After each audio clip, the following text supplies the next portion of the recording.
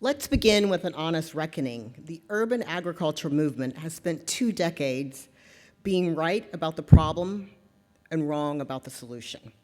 The instinct that food production belongs inside communities is correct.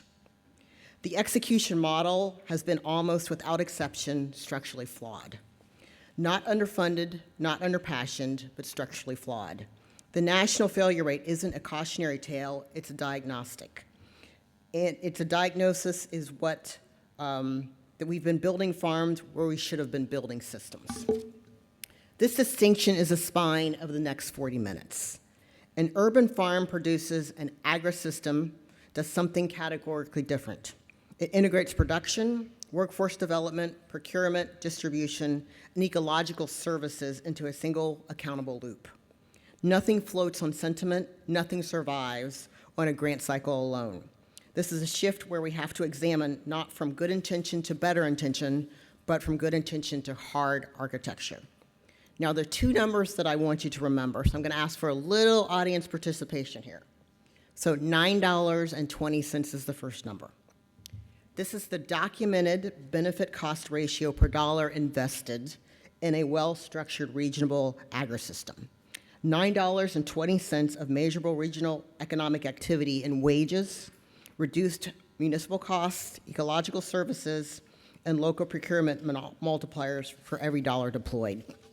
This figure reframes the entire conversation. We're not talking about a social program, we're talking about an infrastructure investment that has a yield. The second number is 27 million. 27 million is the number of meals Dallas ISD serves every year, one of the largest institutional food buyers in this region. We've targeted school nutrition as a meal program. That framing is costing us. Directed procurement, purchasing power aimed deliberately at certified local producers is not a meal program, it's a capitalization event. It's a demand anchor that makes a regional agrisystem financially viable before the first grant is written. So $9.20 and 27 million meals. Our panelists will return to both these numbers.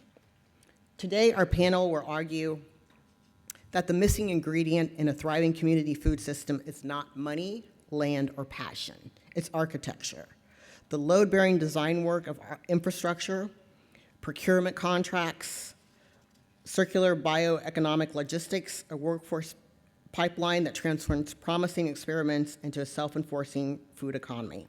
This is what a resilient regional food system looks like. So let's build one out loud in the next 40 minutes. Today, we're joined by 3 leaders who represent the complete loop of this system, from the designers to the architectures to the boots on the ground and the institutional anchors who provide the scale. Our panelists, let me give you the lovely picture. Dr. Owen Lynch, co-founder and director of Restorative Farms in Southern Dallas. Dr. Lynch is a systems designer who has spent years stress testing the components required to jumpstart a regional food system. He joins us to explain how these systems must be proven through institutional failures and solid architecture. Christopher Gellert, CEO of Green City Growers in Boston, with 3 decades of global experience and over 200 sites managed, including 60 public schools. Chris understands the operational DNA of urban farming. He knows why most farms fail, and more importantly, what it takes to make them last. We hopefully will be joined by Debbie Rowley, Executive Director of Food and Nutrition Scientists at Dallas DISD. She manages the largest nutrition operation in Texas. Debbie represents the anchor demand. She's the bridge that ensures equitable, nutrient-dense meal access for students while providing the guaranteed market that allows a local agrisystem to scale. Our goal today is to get specific. We're looking at Southern Dallas and Boston as living examples of how we can anchor food sovereignty and workforce development. We're closing the loop, turning byproducts like compost and biomass into revenue and energy. Please join me in welcoming the panelists as we explore how to build a food system that works consistently, at scale, and over time. This session bridges the gap between idealistic food intentions and gritty reality of logistics and procurement. To get started with the conversation, and let's go beyond theory, I'll start with you, Owen. Let's talk about the birth of restorative farms. help us understand what 9 years of disciplined iteration actually required. Let's go back to 2016, a parking lot in southern Dallas, and a hand-drawn sketch. Owen, take us back in time. Thank you very much. So, as I just mentioned, I'm a systems theorist, but I'm also a community researcher, and I study assets and look how we can leverage those assets to maximize outcomes for a community. And I was asked by the community after years of research to what makes an urban farm work and what makes it sustainable. And I really like how John introduced this whole day today, where you didn't talk about a system for sustainability, you talked about throughputs for coherence. You talked about a capacity for growth versus just a capacity to sustain. And that's really what we try to do. We realized there was so few models in the country that looked at urban farming as an actual systems perspective. Most of them were urban farms to address a social community need, which is extremely important. But how do we then build on top of that need and build a throughput through coherence, through a capacity that can grow? So it was addressing all of the different transaction costs and the input costs that were barriers, and then linking to the output opportunities that would provide economic growth and capturing the costs again and building that infrastructure. And that is production, then that is harvesting and packaging, then it is a cold chain management, then it is distribution, and then finally it would be to creating a market, and then that market would then produce waste that we can convert back into soil, and closing that loop and capturing all of those inputs to make a sustainable system that can actually grow in capacity, as mentioned earlier. So that was the goal, and we also wanted to do this in a community that was close to Dallas. So our current food system, our current industrial food system is incredibly efficient and is incredibly well designed to produce exactly what it produces. It can deliver food from across the world extremely efficiently at low cost, and that's dense in calories. What it isn't good at is providing highly nutritious food that is sustainable. And so if we look at this from a perspective of creating a marketplace, if we look at this creating sustainability, if we look at creating resilience, if we look at creating workforce development, all of those require the infrastructure to build upon to maximize those opportunities. And so what we did originally was we looked at it from exactly what John was mentioning earlier, a throughput model, and said, here are all the things that have to go in on the left side, and then here are the outputs on the outside from that model. And then how do we systematically address each of those gaps, invest in that infrastructure so that not only our farm can do well, but any farm that can connect to us can also do better. One of the things that really becomes clear is that we have a chicken and egg situation, which is we don't have enough supply. It starts with production, and that's going to require seed capital. And so we start with creating the system and the training and the infrastructure and the climate smart ways, the domain expertise that we'll hear about a little bit in a couple seconds from Chris, but the domain expertise and infrastructure to grow food. And then how do we have enough food that's stable and efficient to supply that market? And then the market, which has an incredible amount of demand, will then support that system. But we've got to create that virtuous circle. And currently what we're doing is Dallas is extremely an extreme risk right now because we grew so quickly. And we brought in 30 million people into this Metroplex area. And we grew post the railroad system. And so we brought our food in with us to facilitate that growth efficiently and effectively, and that's our success story. The unintended consequence of that is we never developed an agri-system around ourselves for healthy, local, nutritional food. And so now we have to really consciously think about going forward.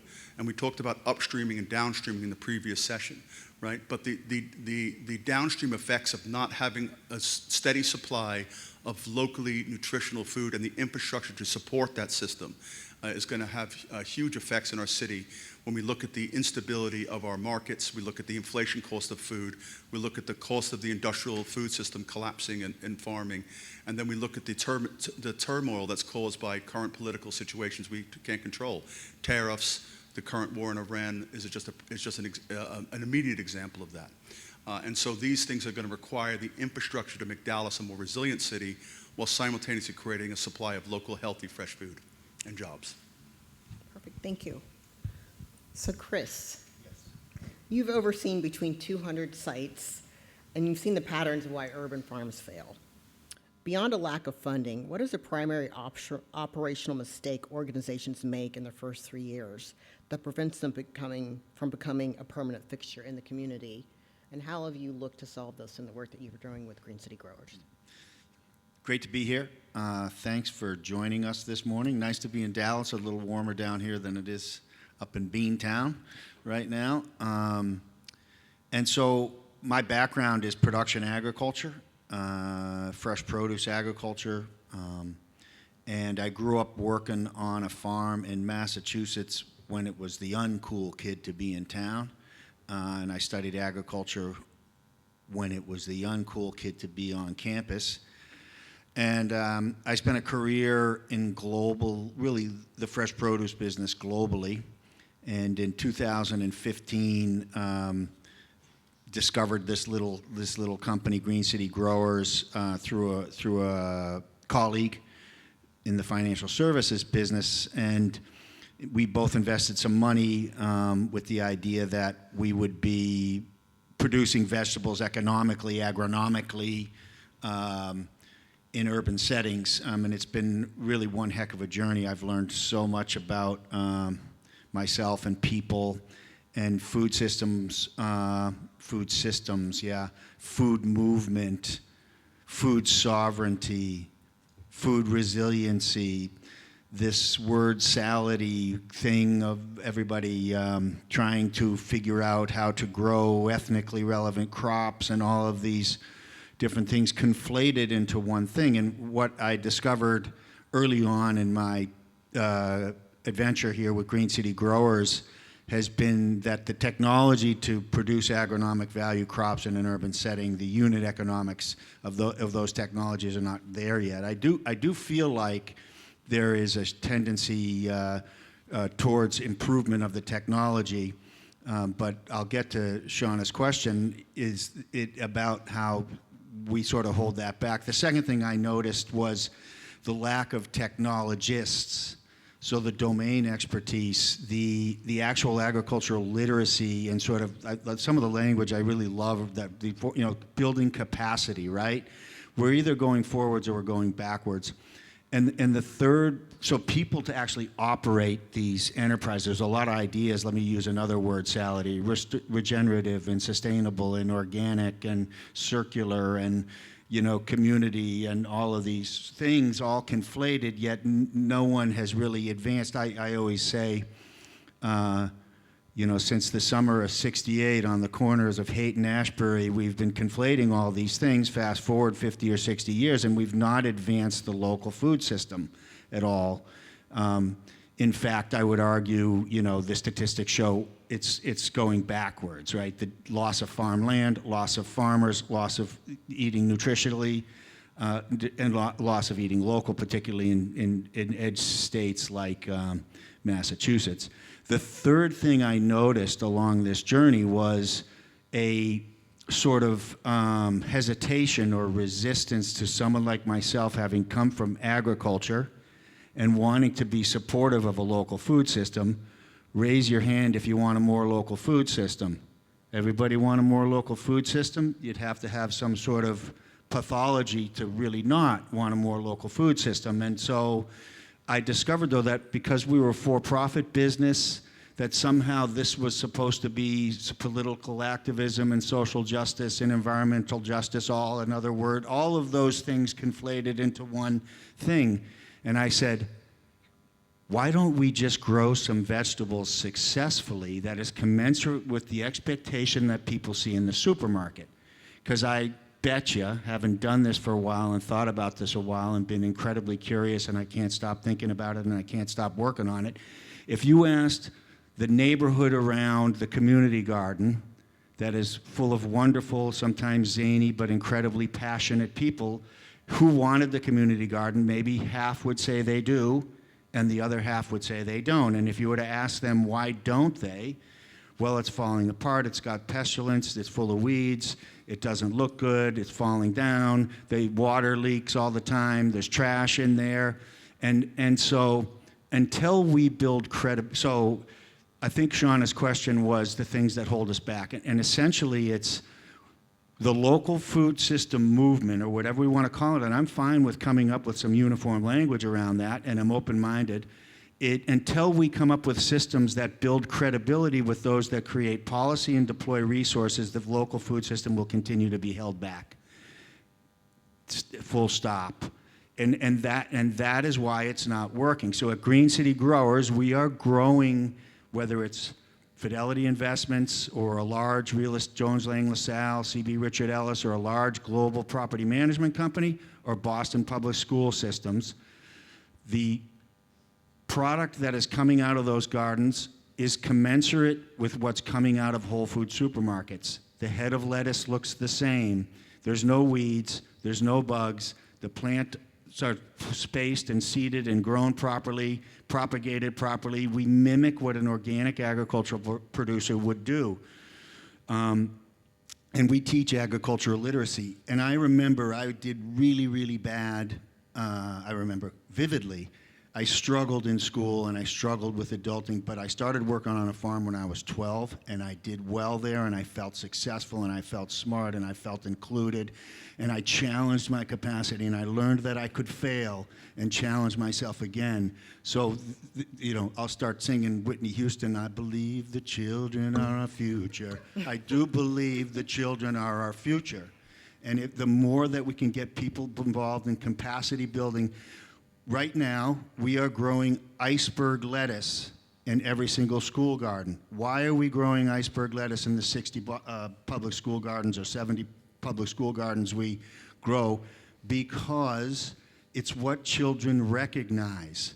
Let's just get them to start eating some more vegetables, for crying out loud, and then we can work on the, whatever the ethnically relevant crop, which I'm super excited about. I love sharing diverse meals with different cultures and talk. So the highest form of human connection, or one of them anyway, is food and community. But we haven't been able to execute it to get there, and I feel like I see what restorative is up to, and look what's going on around the country, and we're at the beachhead, and there's a way to do this, so they have a program for me that's called On and On and On and On and On, and I'll stop there and Thank pass you, it Chris. on. Thank you. Thank you. Debbie, you represent the institutional will that creates guaranteed demand. You're not a sympathetic buyer. You're a disciplined procurement executive running one of the largest K-12 food operations in Texas. Your team procures for $27 million, that's one of my numbers, annual meals.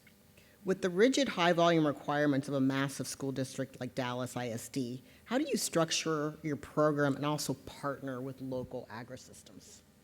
All right, first of all, I want to apologize for being late today. Our government walked in this morning for an audit, and I had to handle that, so I do appreciate being here today. Yes, we are one of the largest food service operations in the state of Texas, serving about 27 million meals annually. I've tasked my team to target fresh fruits and vegetables, and we continue to grow that every year. And then also we've started focusing on local produce, which our definition is the state of Texas or within 450 miles. So our programs that we operate are breakfast, lunch, supper, snack, break meals, weekend meals, you name it, we are open year-round. If a teacher needs it, if a principal needs it, then we make it happen based on what programs we operate. So how we target fresh fruits and vegetables is to offer taste testing. We have the Fresh Fruit and Vegetable Program, which is a grant by the state of Texas. And then we also have Harvest of the Month, where we target sometimes a local farmer, but we also want to highlight a fresh fruit or vegetable that a student may or may not know about. And then we have Farm Fresh Fridays, where we celebrate a farm and recognize a local or fresh produce there. And then Texas just implemented Fresh Fruit and Vegetable Day. It's now the first Friday every April, and so we celebrate that as well. So those are some ways that we try to incorporate fresh fruits and vegetables into our program. Perfect, thank you. And here's our and here's our growth of as far as local produce has gone. In 2024, you see a little bit of a leap. During that year, we were given a grant. And so we actually targeted strictly fresh fruits and vegetables that are local. We did not spend that money on anything else, and that's why you see that big jump last year. So we dropped down to normal. And then this year, I've tasked the team to try again. So this is no grant money, and this is where we are at year to date at 800,000. So we are going to exceed 2024 because of what I've tasked my team to do. My menu and procurement team, they go out, they work with our local vendor. She's a small business owner, and we just give her ideas and where we want to go with it and what we want to expand on, and she goes out and finds us what we need within the state of Texas or locally. So that's how we handle that. Debbie, I want to ask you a follow-up question. Okay. What are some of the biggest challenges that you've run into with working with local produce, and how have you managed through some of those challenges? If a local produce vendor comes to us, of course, we refer them to Vivian, our produce vendor.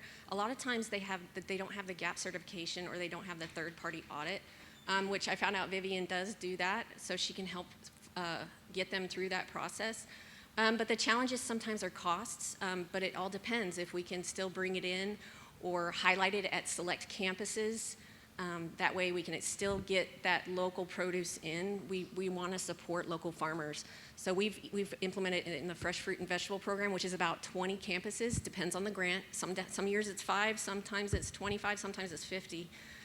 So we'll have her target urban or local farmers to bring in produce for those specific sites. So the challenges can be cost, location, crop commitment. We do have some farmers who actually give us crop commitment, which is a very big deal. We have one in Canton. He gives us crop commitment on lima beans, green beans, peas, you name it. And that's a big undertaking when it comes to Dallas ISD. And of course, we're flexible. If you can't make that crop commitment this week, but you can meet it next week, then we will flex our menus just to make sure we bring that in, because we don't want you to get stuck with it. We still want it. So we are very flexible in our menu planning. So that's some of the challenges we experience, and we can sometimes find a solution. So yes, pricing is a big one, and then we just base it on volume needs on our menu and what students want, and seasonality, of course. Perfect, thank you. Mm-hmm. Owen, I'm going to come back to you in a minute, but I'm going to go to Chris real Okay. quick. So Chris, I mean, Debbie was talking about some great things that that Dallas DIS is doing. What have you seen around the country that has worked from a school perspective? Yeah, I mean, it's got to have, Debbie's describing the requirements around, produce quality and condition and consistency are the main factors. And in order to do this, you have to perform like what's referred to in the fresh produce business or in fresh produce agriculture as a grower shipper, meaning the product has to be commensurate. If Vivian can focus on sourcing more SKUs or more items and not training farmers on food safety, I do think it's wonderful. And we were talking recently, Dallas Independent School District is incredibly open-minded around this. But there are, they're as busy as anybody, 20 to 40 different crops in their, cold storage facilities getting processed at either a central commissary or somewhere else. It's complex, right? So as a grower shipper or a local producer or an urban farmer, you don't want to add complexity to what they're already doing. And I would think that's been the biggest challenge.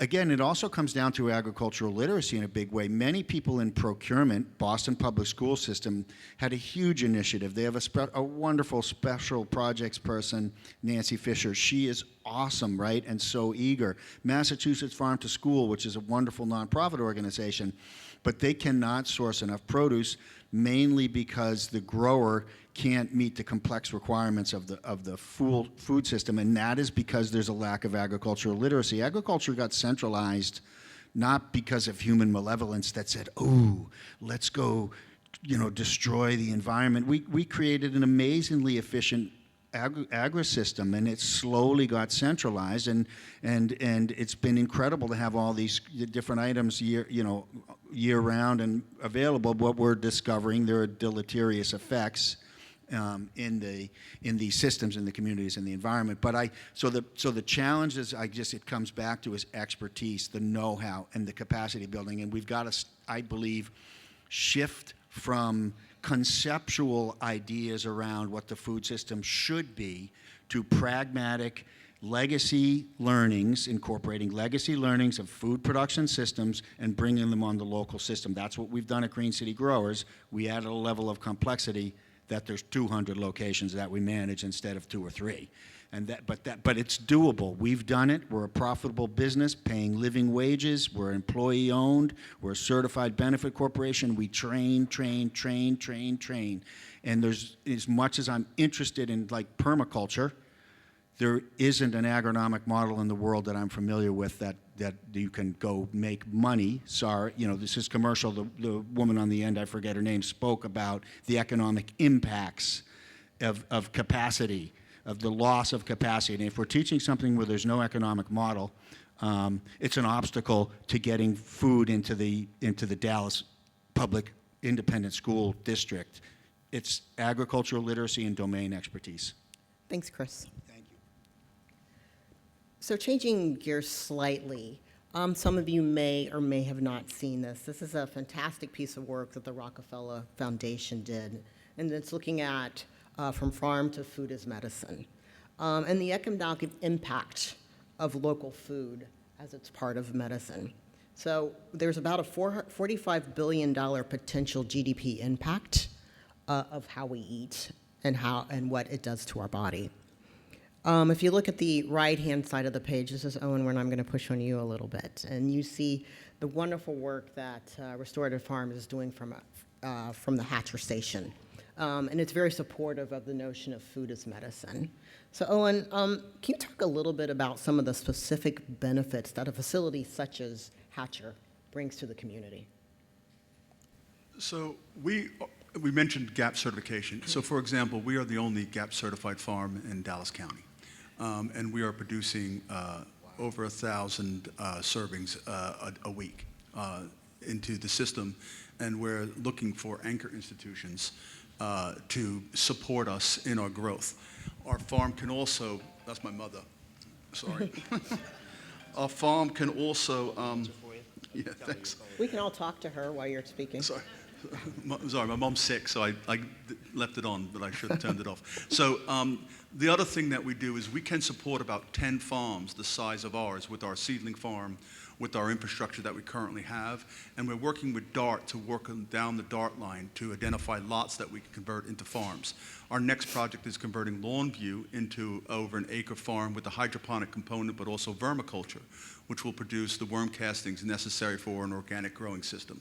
So we're building the infrastructure so that other farms can connect onto us so they can do better, so that we can supply the end user. But to be clear, we can come alongside the current food system and make it better. We can't replace the current food system. And we need to integrate the rural farmers who are struggling right now into this system and into this market. They can't pay the market transaction costs. So how do we so Restorative Farms can help them? Our ultimate goal is to facilitate the growth of other farms, but then also a food shed that will act as an aggregator and distributor for all the local farming. And that would be our ultimate goal in a couple of years. That's going to require serious investment. So we're first movers. We're absorbing those costs, as well as trying to produce food, as well as trying to supply food to pay for our operational costs, not our capital expenditures.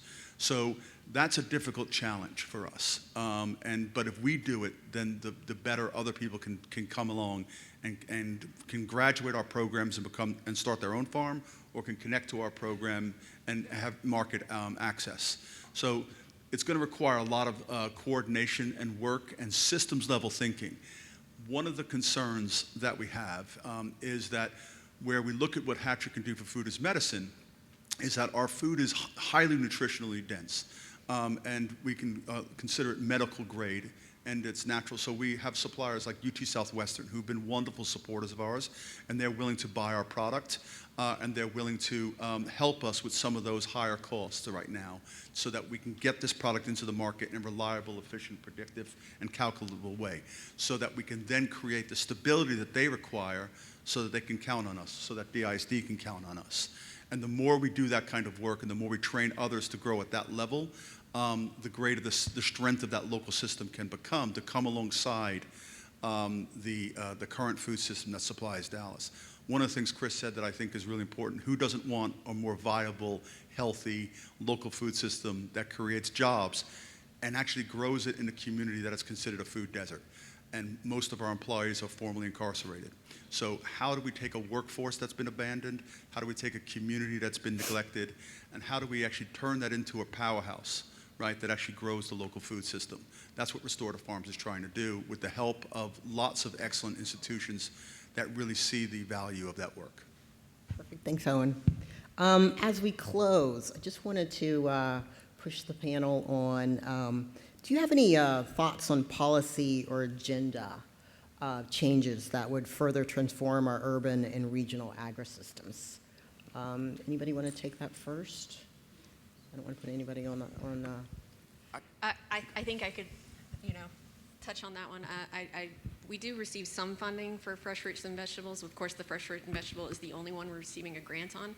But I do think if we had more of a support in terms of local fresh fruits and vegetables, because the government pushes us to buy local, U.S. only. But then with the rising of costs and everything, it's very hard to meet some things because you have to sacrifice somewhere else. So I wish we had more funding for fresh fruits and vegetables to expose our students to more choice and what else is out there besides canned or processed. Yeah. Yeah, I think you have very real realities, and we have very real realities that we're competing against, massive farms in Mexico that don't pay their workers fair wage, or other farms in California that are operating at systems of scale and waste and industrial farms that we just can't compete with.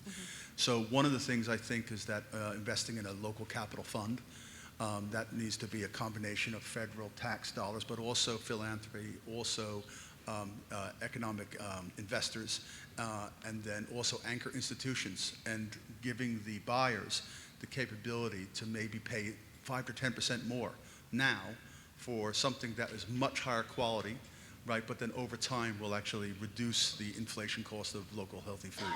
We have healthy food available in communities that can afford it, but the cost of it is extremely high. So how do we make it safer and easier for institutions to buy the food at a local level? That's going to require some seed investment. We invest in data centers, as somebody mentioned earlier. We need to invest in these local food systems. They're going to make our cities stronger, more resilient, but also more food equitable and so these things are all conflated too much that we can't solve. And when you have too many things, you can't solve everything at once, right? But by solving production and making production more efficient and creating local jobs and helping suppliers have access to local food, we will address these other issues too, right? So it starts with production in a reliable, predictive fashion on the professional domains that you do, Chris. Yeah. Chris, in about 30 seconds. Yep. I'm gonna So end with you. all of the things that are currently being invested in, which is or considered anyway, zoning around what can be grown and where and how, incentives for green infrastructure, tax abatement or whatever it is, and then the core piece that I keep coming back to, foundational build-out of domain expertise and ag literacy starting in the school systems, not only with educational gardens that are attached to STEM curriculum, but also production in the commissary, to start with, let's say, where you're not only producing, a significant portion of one of the higher volume items, say leafy greens, and then also doing training, including training around the value chain and food safety and all these things. Very pragmatic, very robust technologies available, very realistic, and the funding is out there. It's just being spent without what happens in 3 years mentality, and the examples that exist are not successful, so people who are funding it, including governmental agencies, are hesitant and resistant because the track record shows record of failure, as opposed to the successes that I think we've outlined pretty well here today. Thank you. So as I wind up this morning, I want to challenge the group to kind of how we begin to look at this further and take it deeper. So if you look at our health systems, food as medicine is just not a nice fancy word, it's reality.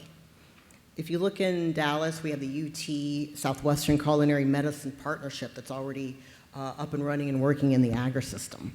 So, look at opportunities to partner with your USDA certified agri-system in your local communities. School districts, they're the largest food dyer in many of our communities. Working on a procurement policy.